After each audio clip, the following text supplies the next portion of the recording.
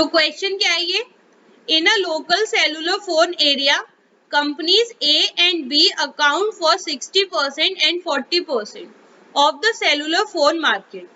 1% of the calls made with company A and 2% of the cellular calls with company B will have interference.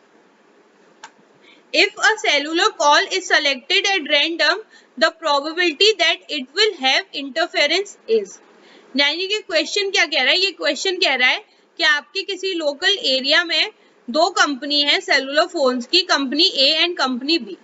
Company A का share जो है वो 60% है और company B का जो शेयर है वो 40% है सेलुलर मार्केट में।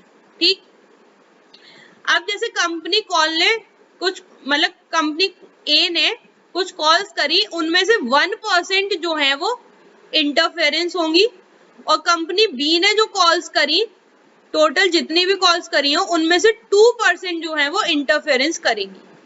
अब हमें ये बताना है if the cellular call is selected at random the probability that it will have interference. तो अब हमें ये बताना है कि एक हमने रैंडमली एक कोई कॉल सेलेक्ट कर ली, अब ये बताना है कि इस कॉल की प्रोबेबिलिटी क्या होगी कि ये कॉल जो है वो इंटरफेरेंस करेगी। ठीक, तो ये क्वेश्चन आपका है। तो इस टाइप के क्वेश्चन में आपको जो है वो सॉल्यूशन याद रखना है। तो वो सॉल्यूशन आपका क्या है, ये वेटेड प्रोबेबिलिटी का क्वेश्चन है और इसकी जो लैंग्वेज है आपके एग्जाम में या तो एज इट इज यही आएगा, सिर्फ डिजिट जो है वो चेंज कर दी जाएंगी, बाकी लैंग्वेज जो है वो चेंज नहीं होगी इसकी। ठीक, तो ये आप सॉल्यूशन आप याद रखिएगा। सॉल्यूशन क्या है आपका वो मैं लिख देती हूँ। इसमें हमें क्या करना है, प्रोबेबिलिटी विद मार्केट शेयर निकालनी है। ठीक, यानी कि इसमें हमें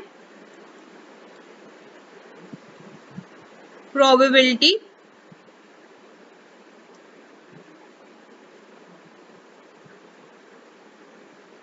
विद मार्केट शेयर्स निकालनी है।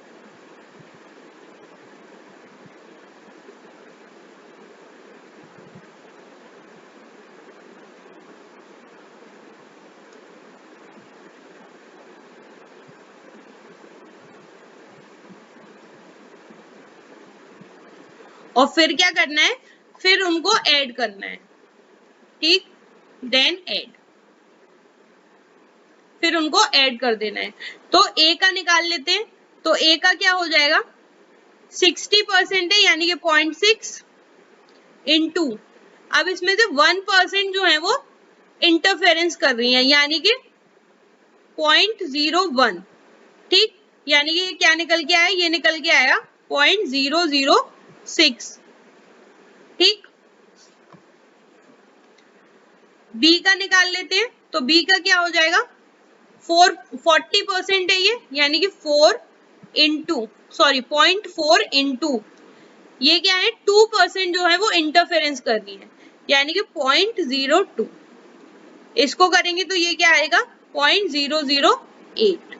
अब क्या करना है, इनको जो है वो ऐड कर देना है यानी कि 0.006 प्लस 0.008 ये क्या आएगा आपका 0.014 और यही जो है वो आपका आंसर हो जाएगा यानी कि ऑप्शन ए।